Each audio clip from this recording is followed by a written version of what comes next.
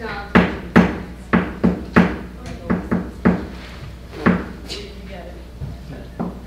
afternoon, everyone. Call this meeting order at 3:02. We'll go right into roll call. Senator Bates. Here. Senator Boyle. Here. Senator Syriac. Here. Senator Gasper. Senator Glenn. Senator Goggin. Senator Bronio. Senator Killian. Here. Senator Mattson. Senator Yan. Here. Senator Norrie. Here. Senator Oscar. Senator Pages. Here. Senator Pease. Here. Senator Perez. Senator Sain. Here. Senator Suhu. Here. Senator Suhu. Here. Senator Suddy. Senator Tackett Marble. Here. Senator Tamara. Here. Senator Tam. Senator Zibble. Here. Chair Martins. Here. Chair Patella. Chair Zona. Here. Vice Speaker Falado. Here. Awesome. Cool. Yeah. they're here. They're here. Wait, no, they're not yet. Okay, so let's not motion to approve the agenda yet, because there's some things that have to go on it that we need either the president or the vice president to that go wrong. Can stay with that one?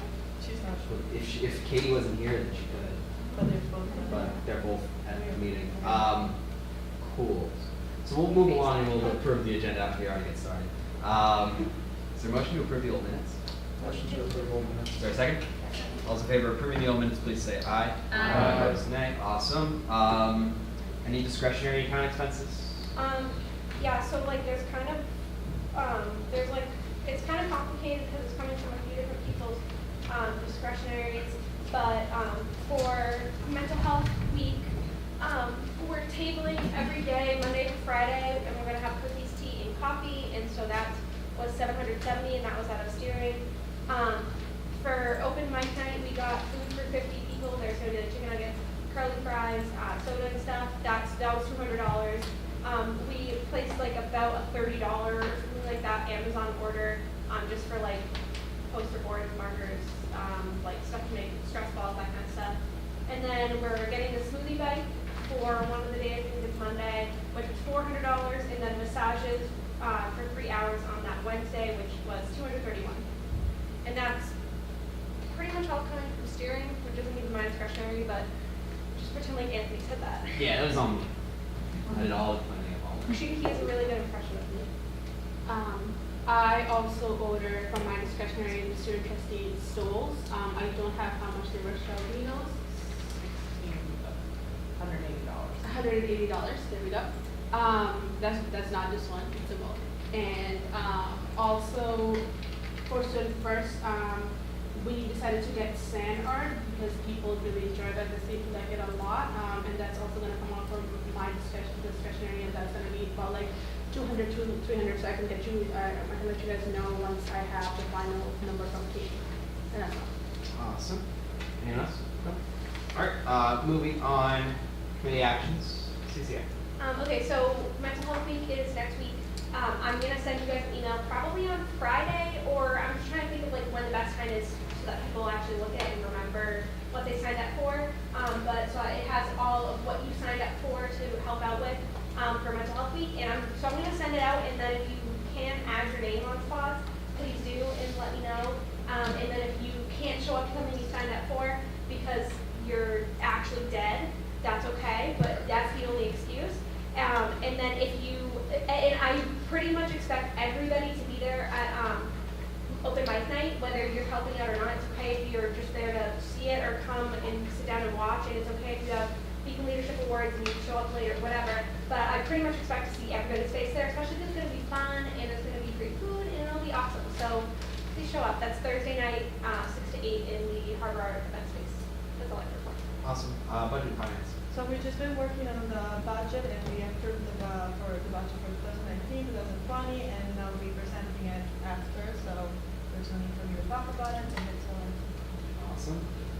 Kush wasn't able to make it today. We're all very sad, but he didn't give me anything to report. So. Moving on to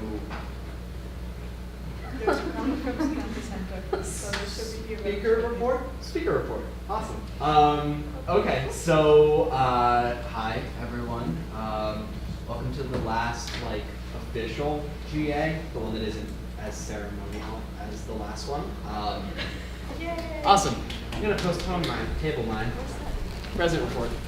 Oh my goodness. Actually, you have to exec order stuff Can I first. take a breath? Present. Exec order, whatever bills are in front of you guys. What are the numbers?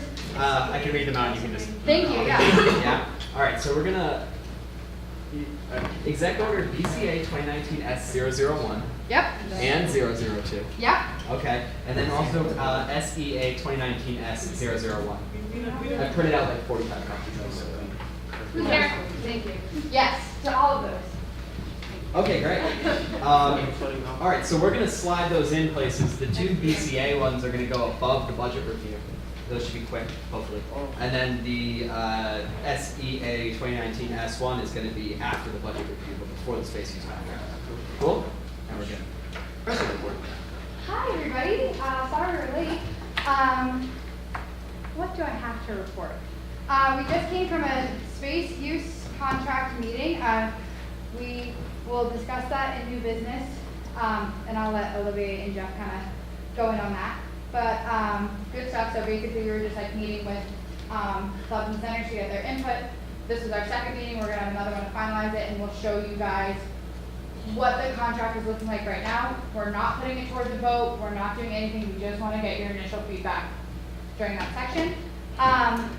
Also, it went out today, I think, but there's a blast email that it didn't go out today. It's going to be going out tomorrow regarding the referendum question that passed in the USG election. So it was the MBTA referendum question that passed by a 52% vote that implemented a $20 mandatory fee per semester, so $40 total for undergraduate students to subsidize the MBTA.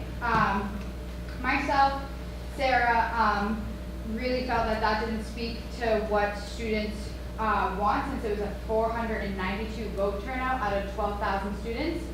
And just kind of people that we were talking to, they didn't seem that was very fair. Granted, it went through the democratic process, and we were speaking with the chancellor on ways that this could kind of get pushed back, and so she had asked for a poll to be sent out to students. So what the poll is, it's not a revote, it's just getting people's opinion on whether they would like this MBTA fee to be put forward to the Board of Trustees to see if the Board of Trustees would approve it and it would be implemented in fall of 19, or to have it sent back for reconsideration and start the discussion of a larger, more comprehensive transportation fee that would include subsidies for parking, transportation, and shuttle services.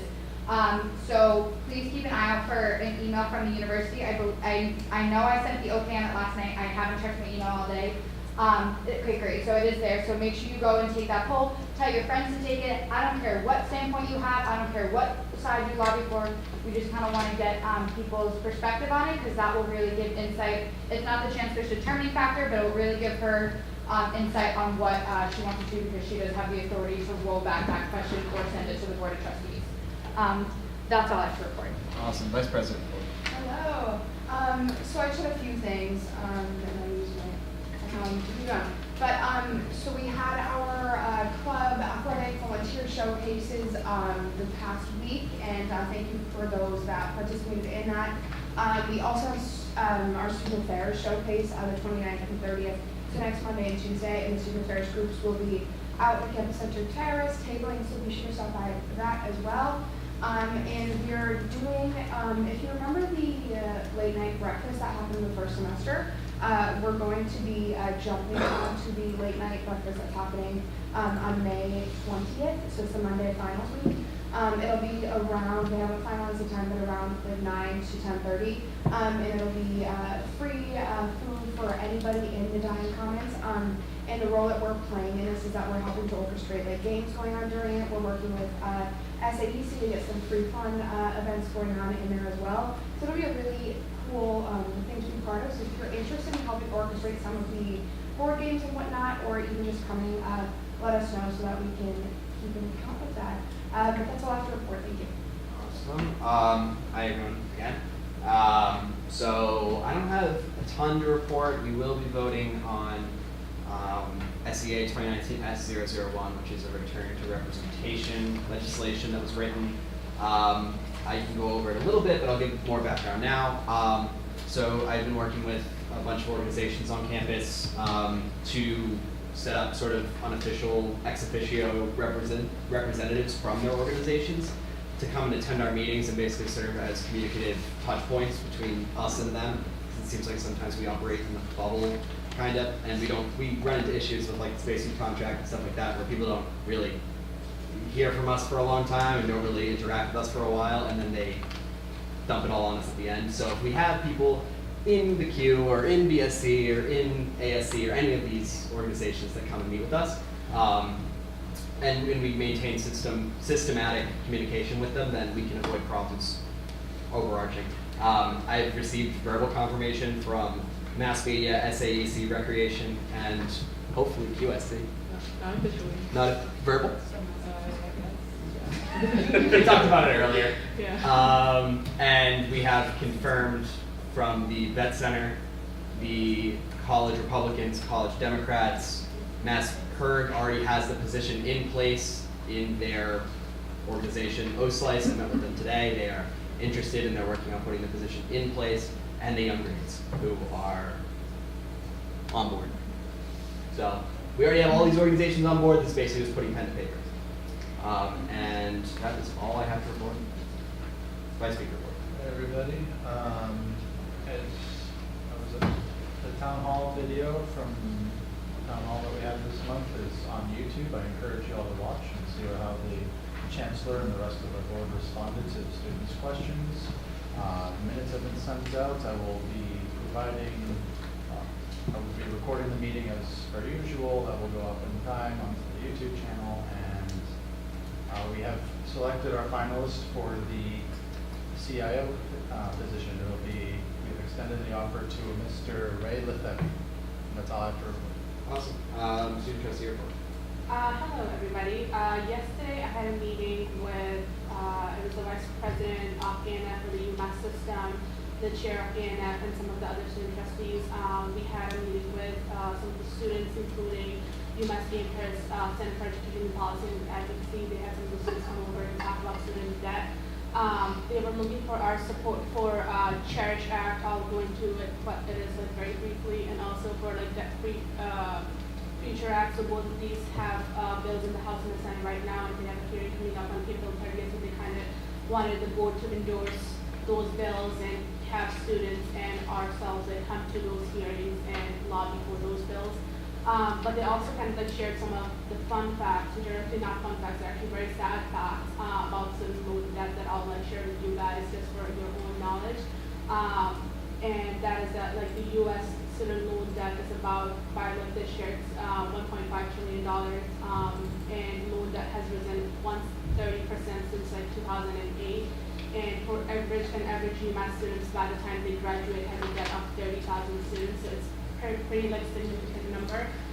And our discussion was, it was like, okay, like we are increasing tuition each year. Obviously the system does not want to do it. What can we do to make sure that it doesn't happen in the future, like moving forward? What can we do? Obviously it's a long process. Obviously it's not something that can happen like next year, but what can we do to ensure that public higher education, UMass, is affordable for the students? So for the Cherish Act, it would appropriate approximately $500 million for public higher education funding, and would freeze tuition for tuition and fees for UMass students. And UMass alone would receive, I can go, like if you guys are interested, I can go more in depth like later, or we can schedule a meeting or something. And UMass alone would receive $241 million. It was endorsed by President Meehan in his State of the University address. And also for the Debt-Free Future Act, it guarantees free public higher education as a right for all residents, and provides the equivalent of tuition and mentoring fees to all state resident or other public eligible students at any Massachusetts public college or university. So these are really like important and big bills that are coming up, and the hearing is on April 30th at 10 in the morning. If you guys could come, that would be highly appreciated.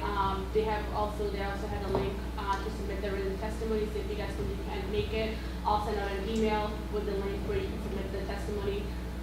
This is something that obviously affects us all and the students that we represent, so if we can do something for them, them, that'd be great.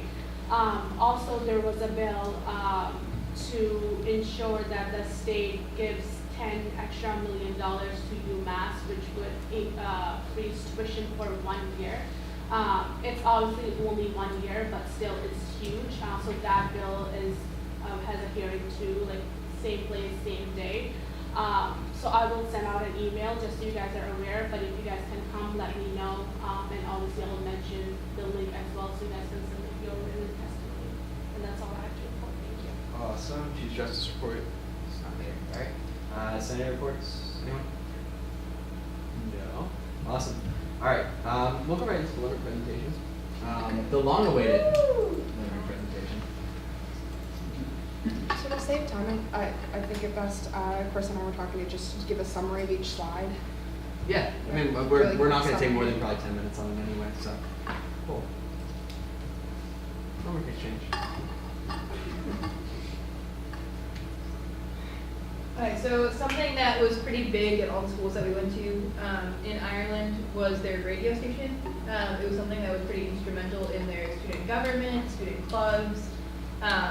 It was like very much utilized more in some schools than others, but I think it's something that we could definitely revamp here at UMass. It's something that they got to know their senators, they got to know their representation, and it was a great way to advertise events and such. Another thing that we noticed is that their campus TVs were utilized a lot better than ours are. A lot of their posters and such are digitalized. And I mean, for a better look, definitely caught your attention more, and we could use our poster boards in a better way, and or just utilize the TVs for bigger events. At Dublin City University, they had autism study rooms, like seen in that photo. Something that was really cool, it could be used for not only kids with autism, but kids with ADHD or people who need quieter rooms to study in. It's something that you just sit inside and you literally can't hear anything from the outside, and we thought could be implemented in our school. Yeah, so this was something we were considering undertaking because the campus center staff is responsible for maintaining the game room downstairs in the campus center. Something we were thinking about doing with some of maybe the excess funds that we have is sponsor some of the pool tables down there, put our own logo on them, and then that way we can keep the funds within the university, because right now the funds that go towards when you play a game of pool just go out to the vendor. None of that is actually cycled back into the university, so they basically let us have a pool table and let us pay for it, and then we let them take the money away. So this is a way to sort of keep it all internal. Something that we're still sort of in the process of spitballing, but an idea that we thought of that can, help us do some of that sort of cross-branding. ADA accommodations, they actually have somebody in their Senate and on their board, I guess you could say, specifically for this issue. Something I noticed is that our bathrooms are not ADA, and that it is an issue. We do have many kids who do need these accommodations, and it's something we're looking at implementing. This works exactly with what I'm working on today. So they have all of their programs essentially, all the student life programs. They have direct representation, so everyone that's involved with their organization, or the majority of them that are in the part of their student life council group, are elected by specific classes, colleges, organizations on campus to represent them in their student government, so something that we don't have. And something that if we wanted to transition to that, it's a bigger process because we basically have to reconstruct how our organization runs. But constructing these liaisonships with organizations on campus seems to work really, really well with them. So we'd like to sort of borrow that idea and work on it where we can here. The branding was something that was extremely cool over at the University of Limerick. They're very proud to be wolves, and it's everywhere. It's plastered on every group. We thought it could be something that could maybe bring our clubs and everything more together and more unified. Obviously, our beacon is not something that many people are proud to say we are, but it's something that we could possibly rebrand and make ourselves, I don't know, prouder beacons, I guess. Yeah, so they have a lot of effective advertising techniques. You can zoom in if you really want to see this one closer. But yeah, so it really catches your eye, and they do things that are provocative.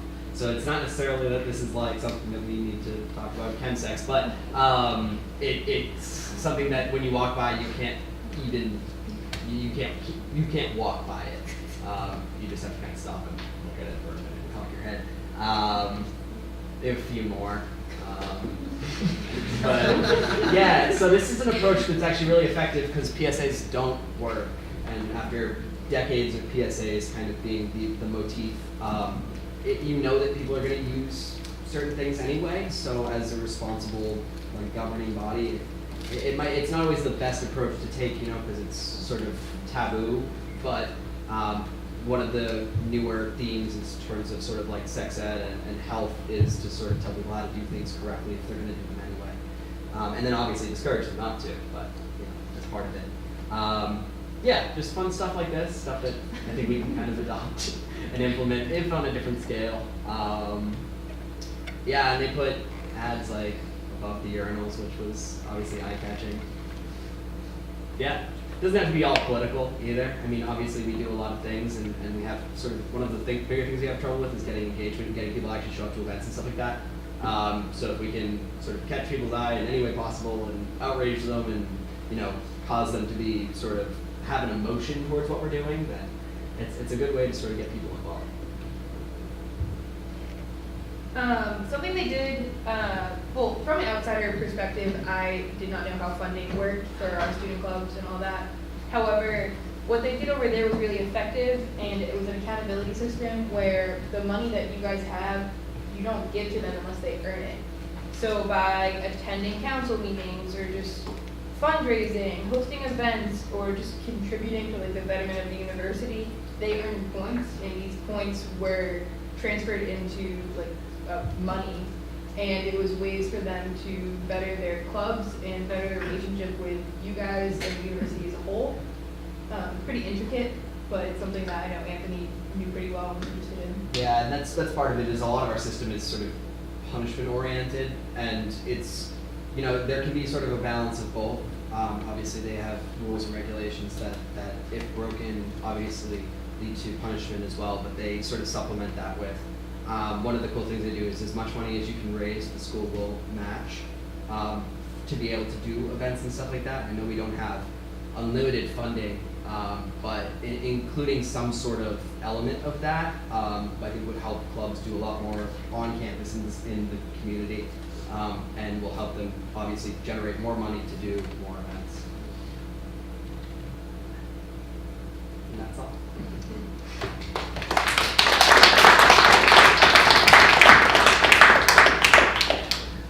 Yeah.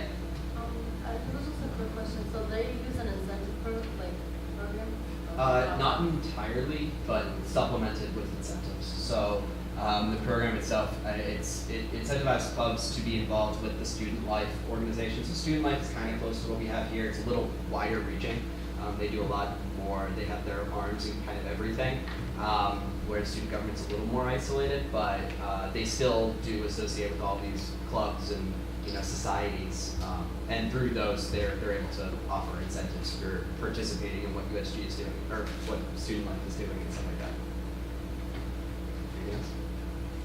Anything else? Any other questions? Cool. Thank you.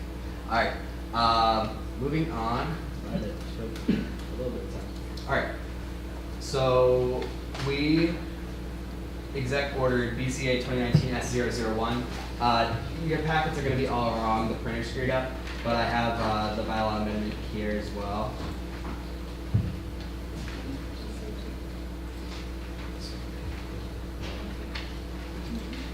Printer didn't print both pages on a double-sided sheet, so it has the first and third page of every piece of legislation. All right. Anything weird? Maybe just show the second page since they have the first one. Makes sense. So they're both pretty straightforward. I'll start by the first one. Okay, the vice president one. So basically, Sam came into budget and finance and presented and said that right now she's the vice president, and basically thought that maybe considering the role of vice president, the vice president should get a higher stipend just because right now they do only five hours. So but this bill is saying that it's going to be changing to 7 hours, 3 being in the Senate office, and the other ones being service hours, so maybe tabling or meetings and all of that. So that's why we decided to, I wrote the legislation and decided we should be 7 hours also because the committee chairs do 7 hours as well. And then right now, basically it says that it does 5 office hours per week, regularly meet with members of the Senate and attend steering committee meetings.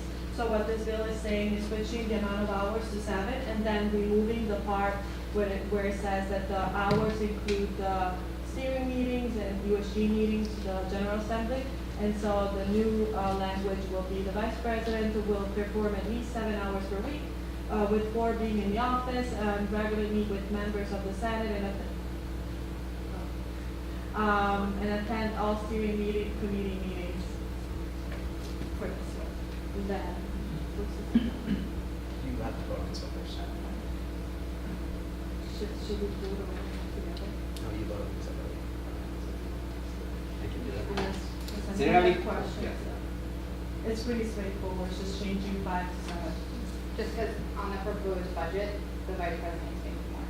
And So so, we don't want to yeah, have their money work it like, don't make sense. more per hour, it's just increasing it. Just that. Relative.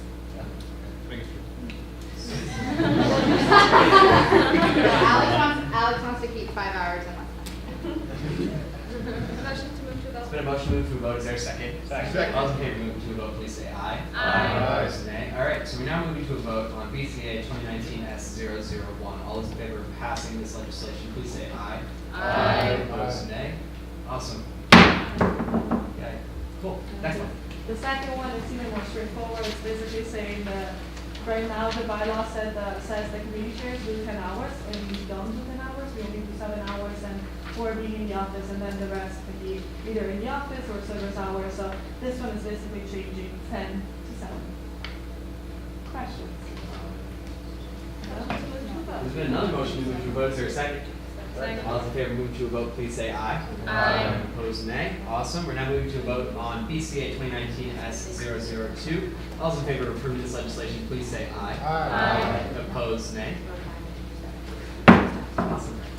Hold on, everybody. That was quick. All right. Yes. I'm still here. Yeah.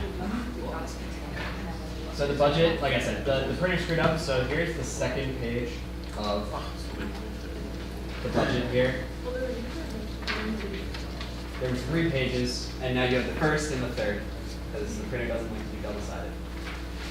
Okay, so as you can see, the ones in blue are basically the people that came to budget and finance and presented and put their budget request, and then the ones in red are just basically the major changes that we did in the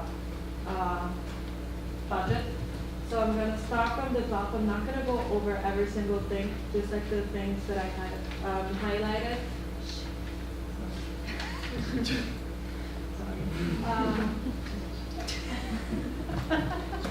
Okay, so starting from the top. For that one, student life counter staff, basically we added $3,000 just because minimum wage went up to $12. So, and at the year before they were getting paid $11. So we just basically just did the math and moved it to $12 per hour. So that adds up to $36,000. Then for the student trustees, since they usually don't use their discretionary account, we cut it. I know you did it right now. And we cut it in half. Employees said they not go over the 250. So yeah, so I did it. So 250, and basically we moved the 250 into the executive account just because President Vetrano came to Budget and Finance presented and said that she needs $1,000 instead of $750 since she uses most from the steering account, so now she just has to cut it for. Then for committee, chairs, basically, it always adds up to $750, but campus community affairs has more than SEOC and budget and finance, and that's because usually CCA uses more of their discretionary account and ends up taking it from steering. So if she has more, she can use it for tabling events or swag or whatever she or he needs it for in the future. Sorry. And then for the vice president, we went over the bill before, so this is the reason why we changed the hours. So now the future vice president will be getting paid $3,000 instead of $2,000 and doing 7 hours a week. And then what else?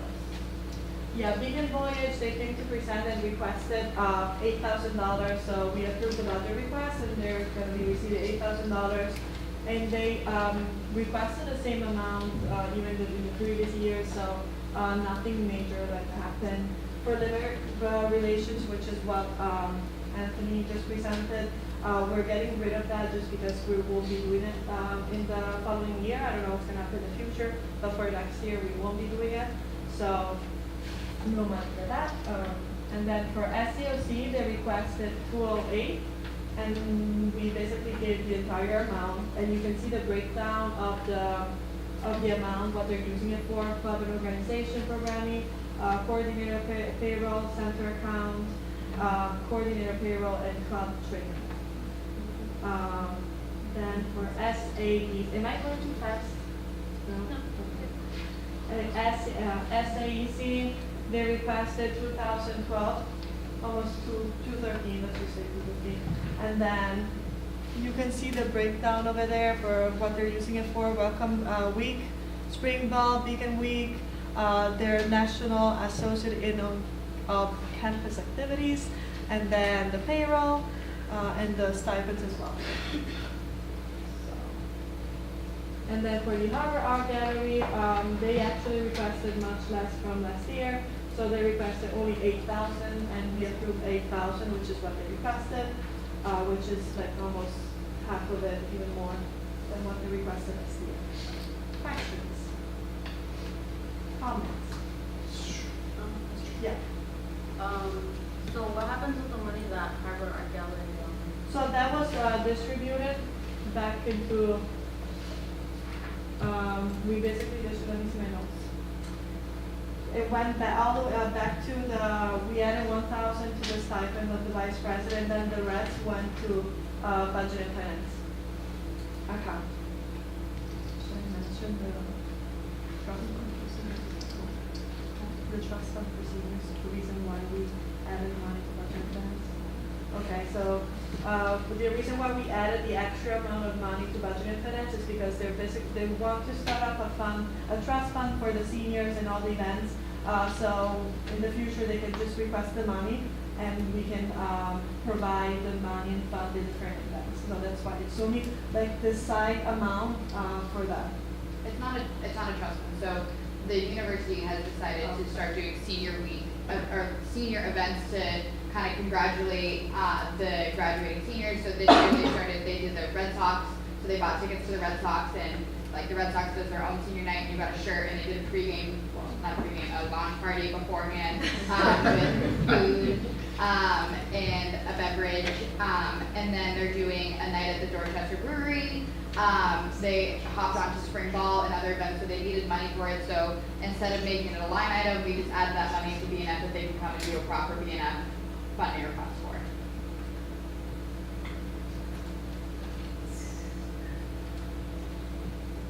Any other ideas? You guys added $5,000 to the fall retreat that was eliminated last year. So we forgot to go over that. We added the $5,000. I think it's already there. Where is it? Yeah, $5,000. So next year, who is going to be student government will be going to the retreat. Yeah, it's booked. It was a booking issue this year. It was just everything was booked solid straight through fall. So that's the reason it didn't happen. The money didn't sit. I think we utilized it in other ways, but it's supposed to happen every year. Happened last year. Will happen next year. Sorry. So I'm not upset I didn't get to go. I probably wasn't available. I was just curious as to why it was not. Yeah, you would have been super busy that day anyway. has so many friends too. Any Other questions? Yeah. I just want to applaud Alessandra and Budget and Finance Committee and everybody who was a part of this. They tried a new, more involved way of creating a budget that sought the feedback of those that were going to be using the money. Really asked the groups to look at what they were using, how they were using it. Some people came back with, hey, we can give some back because we're not using it, and then we can distribute it to those that need more. So I think that this is a really good exercise, one in which I hope we can continue doing moving forward, maybe a little earlier on in the year, but I think it was wonderful. So kudos to the committee, and for Alessandra for leading it. Because I think it was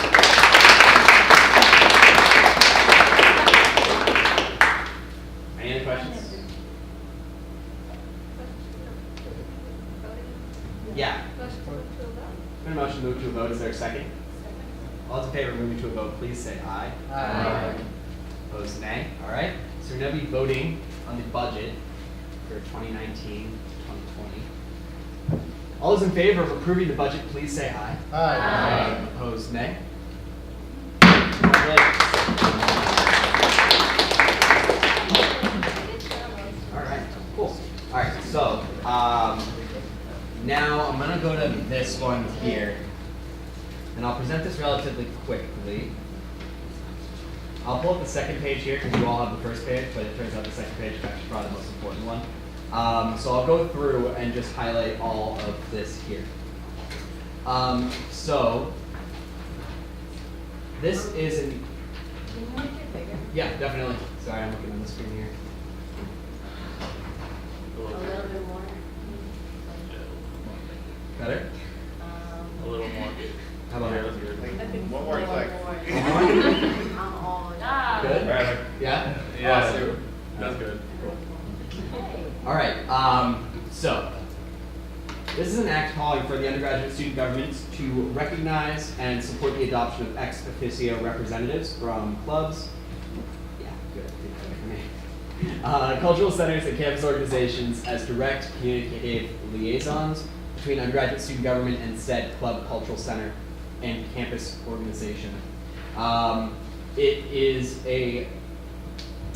an external sort of system in that USG does not have any jurisdiction over this group. This group is designed specifically just to be a set of ambassadors between us and programs. The role itself is entirely defined by the other organization, although we have given sort of general sort of good tips for them. So like showing up to our meetings, in order to be recognized as one of these, they have to set up a meeting between the president of the club, the representative, who may or may not be the president of that club, and then the speaker of the student government at the time. And after that meeting, it will be officiated. And then that way it can be published on UMB.gov. That information can be entirely transparent, out in the open. So if someone needs to communicate with Massberg or OSLICE or mass media, they will know who to go through. This person should also, obviously as defined by the position, by the organization that they come from, they should be active, vocal. If they have input on anything, feel free, open forum. This is just to kind of tie us together with organizations that we may not have, one, maybe the greatest relationships with, and two, that we may not have any jurisdiction over in any other manner, like OSLICE or mass media or Massberg, for example, because we don't really work with them. They're not a club that like reports to us or asks us for funding or anything. So SEOC doesn't necessarily have any direct contact with these organizations. That's where it kind of stemmed from, but we're trying to open it up and make it as broad as possible, just trying to get it on paper. Let me see if I missed anything here. Yeah, we don't hold any power over them, period, at all. All of their power is vested in their organization.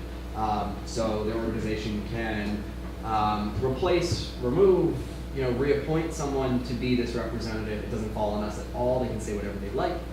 They cannot vote, and they cannot participate in the regular actions of our student government in terms of like procedurally when it's just sort of us. But this is just mainly to get us on the same page and establish firm relationships with a lot of organizations.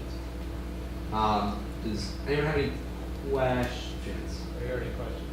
Chair Marks. Yeah, I just have like 2 comments. So, one is that this is kind of slightly an accountability thing for us, because obviously this is something that we want, and this is something that I think the student government has been pretty good with, but we want this to continue in the future, and that we want this to be something that, that people can bring us our bylaws and say, this is in your bylaws, why am I not part of your, like, ex officio, like, whatever you want to call it, council or whatever. So that's part of it, and then the other part of it is that, like, this is pretty much what I'm going to be working on full swing in the fall. So this is another thing, is that this isn't going to die. This is something that next fall is going to be, I think, ramped up like a lot more than it is. We already have a ton of people on board anyways. Like what, like 7 or 8? We have 6 confirmed and then some other soft interest, but I mean, we haven't really even been, we haven't been campaigning as hard as we Yeah, we barely can. been campaigning yet. We mentioned it to people and they're like really excited about it, so yeah. They all really want this, and I think one of the things that we can do is, once we have this in place, we can leverage it a little harder. Because before it was just something that I was mentioning to random people in clubs that I would just come across, and they'd be like, hey, like, you should like show up to our meetings. And be like, yeah, we can kind of do that. But now it's like you're giving them an avenue to create this position within their organization, someone that will be responsible for working with us and advocating for their organization kind of before us, and vice versa. We want to know what they have to say too. We broaden the scope of what we can do with our power, because we want it to not only like hold it for ourselves but pass it on to like other people who have good ideas and good things to say. Yeah. Is this going to fall on one single committee, or is it going to be across all 3? Just some insight on what role each committee will play in this legislation. Sure. So this is sort of committee abstract, like not associated with committees essentially at all. I would say the closest thing to this would be sort of what we have with the SEOC system right now, but they're not going to report into any of us really. They're sort of for all of us to leverage, and for them to leverage all of us. So, I mean, obviously, this list will be published, it'll be public, so if you're working on something, you're working on legislation, and it has to do with, I don't know, media publishing or something like that, you know who to talk to from mass media now, because that person will be at our meetings, and will be easy to talk to, and can get in touch with you easily. It won't fall on any particular committee. One thing to mention from this too is that if any of you are in this room right now or next year, and you're also part of an organization, just because you are a senator does not disqualify you from being an ex officio representative at all. So you can serve as both. I think that's some of the best engagement that we've had so far with some of these organizations are people like Senator Suddy, who's involved with CRs and the Vet Center, and has brought a lot of this to the table. I think that's been a really good sort of template and mold that we've been using, is that because we have someone who has that voice and sort of those, you know, boots on the ground, so to speak,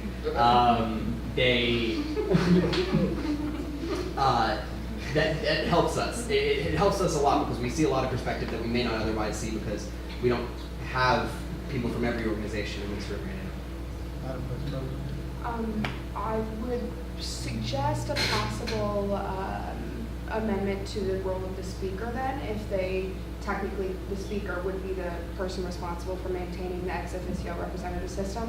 So I would potentially add that as a part of the speaker's role. If you'd like to ensure the success of it, I would suggest that. Sure. Yeah, it's written in here as the speaker.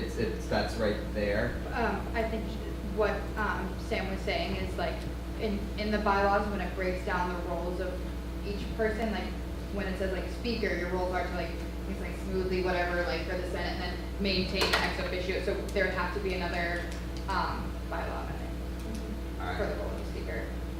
I mean, I don't see why CCA wouldn't fit into this.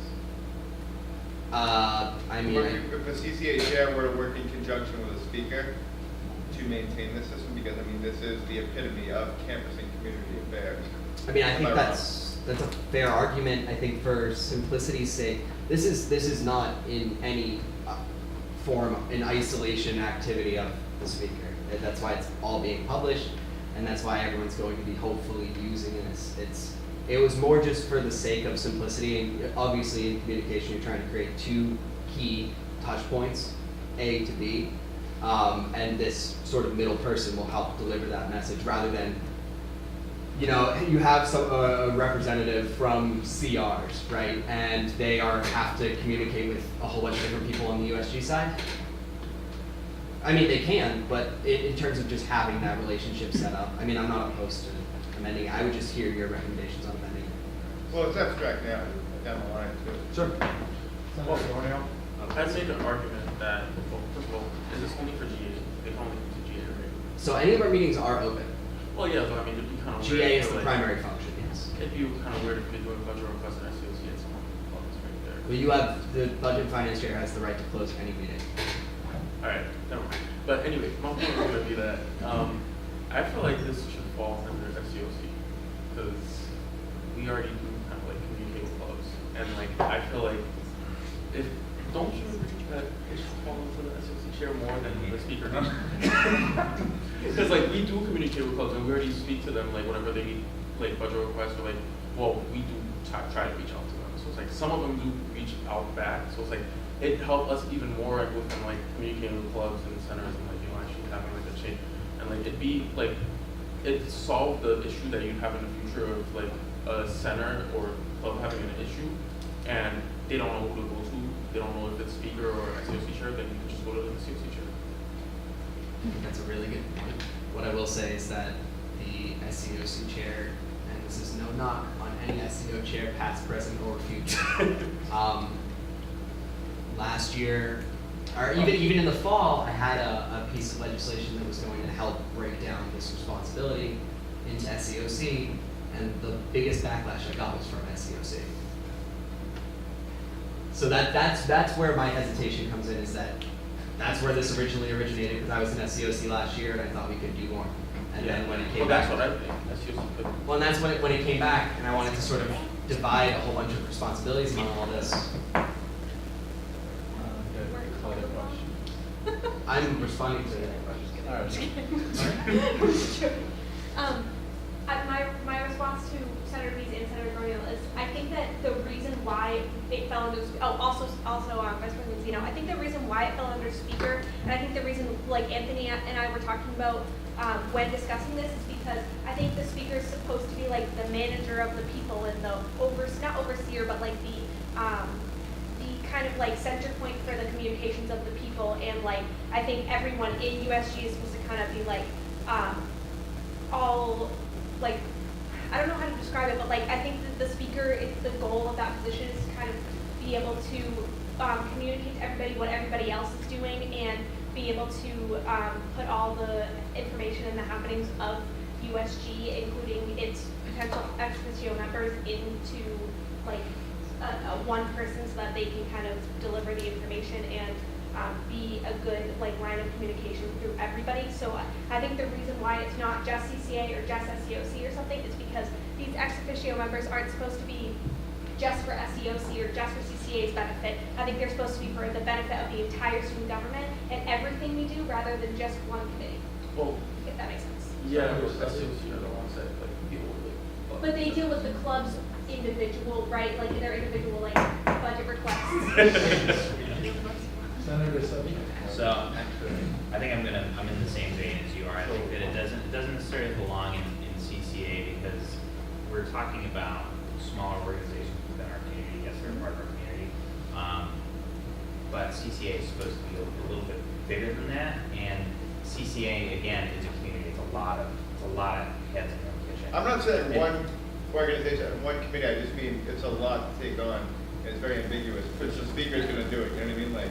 I agree, but I think It that. doesn't have to be one committee, it could be SCOC, I don't mind, but I just think it should be a little more specific than just one, you know what I mean? I think that putting it back into SEOC, you run into the same problem with CCA though, in that you have people running to different centers, and SEOC may be more problematic because we deal with budgets and we're about to deal with space use conflicts.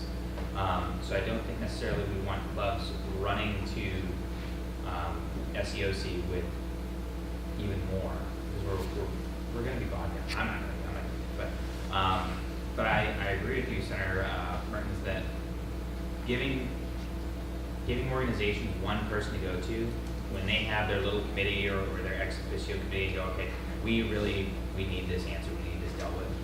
Let's go talk to the speaker, and the speaker can bring that, before the Senate. I think that's a better way of doing it than kicking it back in committees. Trustee Turner?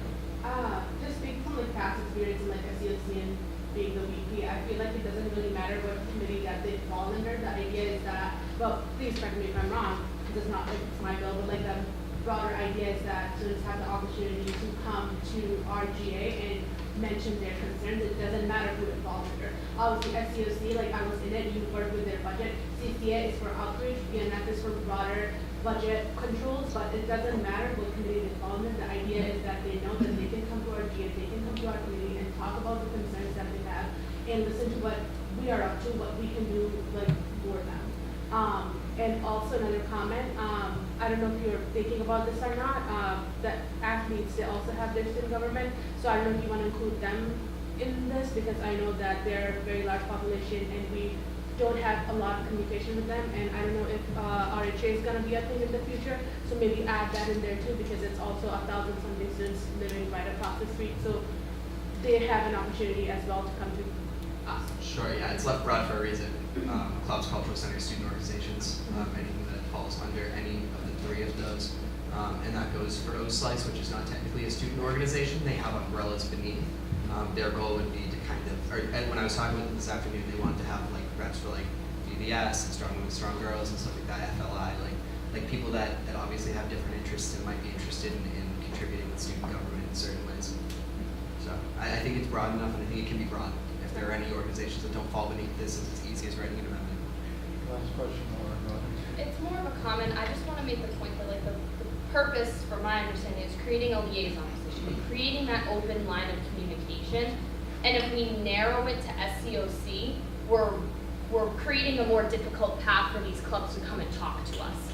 And you know, we tried to do the senator outreach with like one senator per like a couple clubs, but halfway through the semester we had a lot of change in who was actually there. So if we keep it with someone that a position is going to be there for the whole term, we're more likely to keep up that communication and keep it for years to come. And I think that's the most important part of this, is keeping that dialogue and keeping that communication open. Any other questions? Have a look at, So, is it required that every club have a representative, and do they have to attend the GA? So that is a great question, because I've been getting that a lot. No. We would recommend, obviously from our position, I want as many opinions in this room as we can get. I want to be establishing relationships with as many clubs and centers and organizations on campus as possible, because they're only going to help us make better solutions. We are not in charge of setting up these positions at all. We are in charge of just sort of knowing that they exist, recognizing them, and utilizing them when we have to. And when we want to, when we want to reach out to the centers and say something, like we know who to go to now.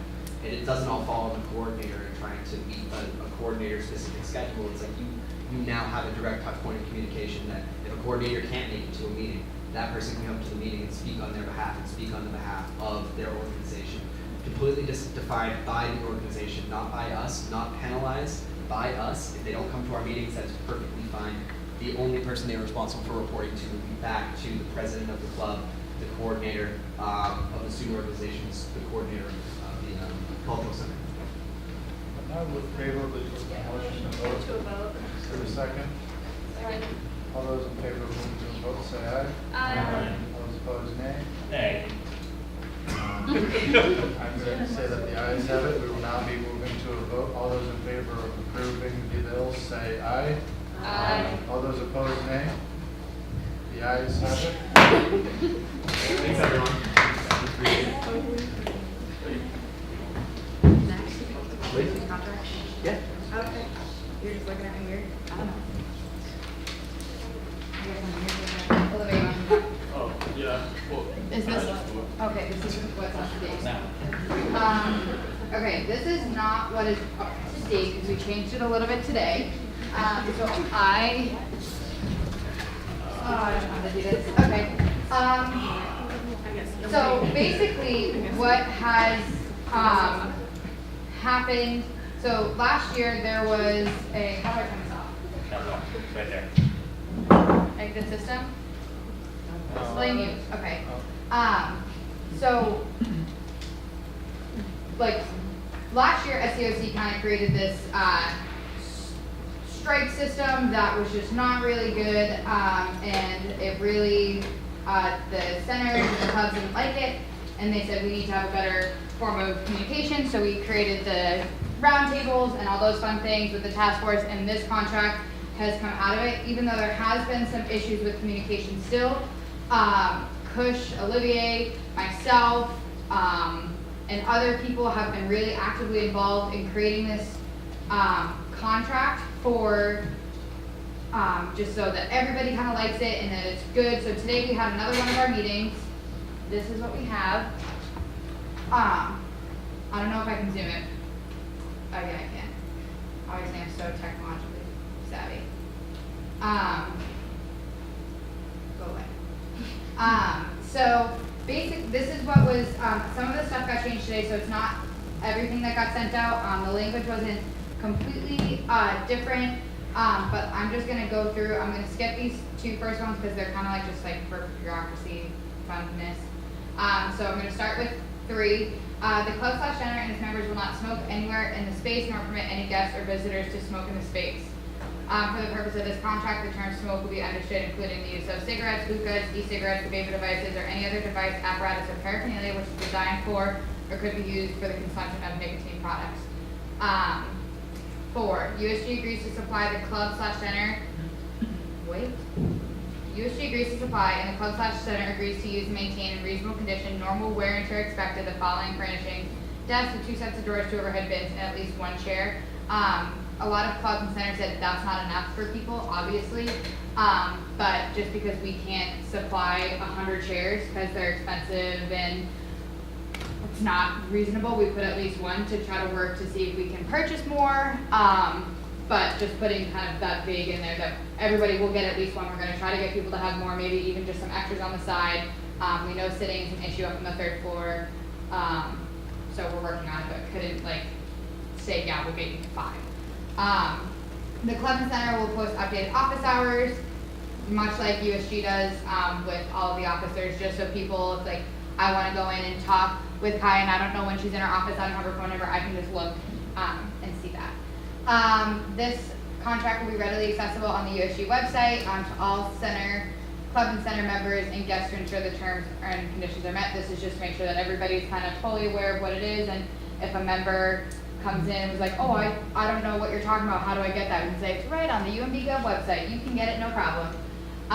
We struck 7, so don't even worry about that one. And then 8, we just struck the beginning of it. The language was saying like quiet and peaceful, and that's just not what the 3rd floor is. But we did kind of come with some, sorry Joey, we did come with some guidelines that we thought were would make it not like a zoo. So we said no running, no sports equipment, no skateboarding, rollerblading, use of scooters, cleaning up after yourself, so don't leave trash around like being an adult. Noise, including talking, music, etc., must be kept to a moderate level. Do not destroy or steal club/center property, and then these bullets are subject to change. So a big thing that was coming up is a lack of communication within USG to clubs and clubs to clubs and whatever else. So we were having the conversation of, okay, we don't want USG to be the police or anything like that. So we decided as a group that it would be good to kind of encourage people to have a face-to-face communication first. And we want to make sure that people are talking, so if there is an issue, they're not just going to USG being like, Sam was so loud and it's so obnoxious, instead of me being like, hey Sam, can you please quiet down, I'm trying to get work done, so it's not such a hostile work environment. This fun word right here, that nobody still knows what it means, I graduate in a month, it's fine. We're going to put a little footnote in there to tell people what it means, but it's basically just like anything that we give you, anything that is attached to that, because we all read it and Jeff was like, oh, this is what it means, and we're like, what? So we're going to put a little footnote in there to make sure people know what that means. Thank you. You're welcome. And let's see, this is just other things that are just prohibited. We wanted to mark it out, like, just because they're in the student code of conduct, and some people for whatever reason it's concerning, so we put it in there just to, reiterate it. And then we left off on 13, we're gonna have another meeting to go through the rest of it, but 13, as clubs and centers will not be held accountable for the actions and violations of unaffiliated students and members of the public. This is a really big issue because a lot of times there have been complaints where they say, oh, this group of people have been very loud and obnoxious and I saw them destroying space, and we'll say, what club or center are they a part of? And they go, I don't know, I think X club. And we talk with that coordinator or that club president and they say, we've never seen that person ever, like they're not part of our club. So we don't want people, since there is a budgetary punishment to this, we don't want people to lose funding for something that wasn't their members. But again, that's still wordsmithing. So that's where we got for now. Everything else is the same unless like there were edits that people kind of put in there. I know Jordan went in and put some comments of his own, but I know we're over on time. Some center coordinators are here just to kind of hear what your immediate reactions are, and any questions, comments, concerns that any of you may have. Yeah. So, oh wait, you guys, never mind, you guys are gonna talk about clause 13, but my question about that, so maybe, I'll probably come to the meeting next week, but just a kind of thought in my brain, if someone who is not affiliated with the club damages property or something in another club space, who is then like responsible? And I know that's probably gonna be a topic of discussion at the next meeting, so I'll make sure I bring that question up, but I don't know if anyone had any preliminary ideas about that? From where we went, like, it'd have to be something like severe, but it's like, we probably just send them up to like the dean or something and they just take care of it. But it's like, if someone's like leaving trash around and they're not part of any club, then that's not really something we're like gonna punish anyone for. But the main reason the clause was changed was because clubs felt like it was gonna reduce the activity level, like the amount of students that could go and like, you know, see for themselves whether they wanted to join the club or center, and like, you know, it make it harder for them to get like, I don't know, more members involved. Because the original clause said anyone occupying the space must be a member or a guest of a member of the club and center, must be registered and even be involved, and that was just like an immediately like, no, that's not gonna work. And that did come from, I believe, other coordinators and club presidents saying, yeah, we want that because we don't want to get in trouble for people that aren't part of our club. But this group kind of determined that, I didn't like the language to begin with, because like I have friends go use the USG office, granted if they were to damage anything, I would take responsibility for that, but if it's somebody random that maybe is a member of the student body but not part of any club that comes in and damages something in USG or damages something in the BSC or the Q or wherever, they shouldn't be held responsible for that. So it gets to be a bigger issue of how do we do it, yeah, but if it's a USG or a UMB student, it would just go through disciplinary proceedings that the Dean Student's Office takes over. Any other questions? Comments? Concerns? Crew up there? Dr. Chavez? Again, a process that has been unwieldy, and so thanks to Kush and Olivier and Katie and everybody else who sort of stepped in, the center coordinators, the students who come in, this is who am I missing? Why are you laughing? Oh, Jeff. Jeff, we have to give it, Jeff. Yeah, But for taking the time to engage your constituents and for taking the time to move this as how it needs to go and not rushing it just for sake of putting it through, I think is important, because many of you are graduating, but you all need to live with it, and your peers who come after you need to live with it, and it's important to engage people who are going to be directly impacted. So I appreciate you doing this. It's not been an easy process, but this is really coming along nicely with good feedback and opportunities for feedback and changes. So I think you've done a great job with it so far. Amber, did you have your hand up? Oh, okay. Yeah, so yes. What time is the meeting and when? To be determined. I'll have, Kush is gonna send out a when to meet with the group that has been meeting, and then I'll make sure he sends it out, the meeting time to USG as well, just so if any of you are interested, and hopefully we can kind of flush this through one last time, make sure it's good to go, and then put it for a vote, at our final GA. All right, thanks.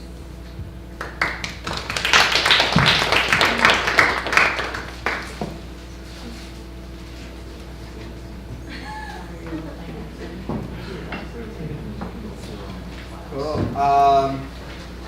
Moving on to open forum. there a motion to adjourn? Is there a second? Second. All in favor of adjourning, please say aye. Aye. Opposed?